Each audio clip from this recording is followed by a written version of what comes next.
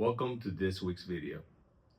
Well, after being out sick last week, we didn't do a video, and it looks like all kinds of chaos happened with the government, right? We have the government shutdown.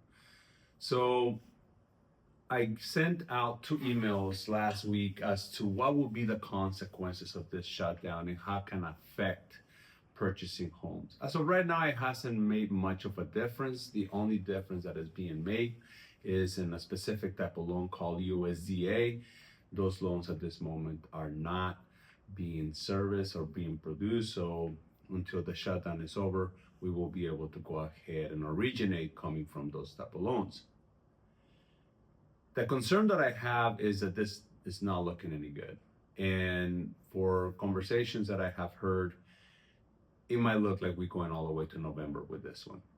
So if that happens, then there's going to be some consequences to some of the people that are currently our clients, right? Public servants. We might have seen some situations where we may have some clients that will have to get some back pay, that they're not going to get paid during the shutdown and so on. So I'm hoping that they can come to an accord and get this solved in a expedient manner. But I really want to hone in today on the fact that if you are in the market of buying a home, you need to do it now. And the reason being is that interest rates are seeming to go down. That causes for prices to go up on homes. Now, you might have seen trends in your current city where it shows that the home values are going down. I think it was like around 3%. 0.3% in August. But with this new data, it's showing that properties are going to appreciate around an area of 4% or higher. That means if you buy a home that is $500,000, that property next year will be worth $20,000 more. That's quite a bit of money. Now, a lot of times people, when they come in to buy a home, they have in mind that they want to either buy their home that is going to be their forever home. If you're a first-time home buyer, most likely that's not going to be your situation. Probably you're young, you're a young couple, your family is going to grow, you're going to get some other promotions and so on. So you are at one point going to have to move to a different house. At the same time, sometimes people want to come into this home with a lower interest rate. I want you to think about it in the opposite way.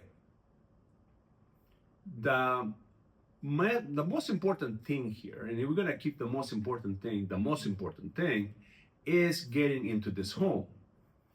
So if we think about this in a certain way as how strategically we can get into a home, we can think about it this way. Let's get into the home first, and then we get the interest rate. The worst thing that can happen to you is that I give you a pre-approval with a 6.25% or 6.5% or 6%, and now there are 3 million more people trying to buy homes, and the properties have gone up.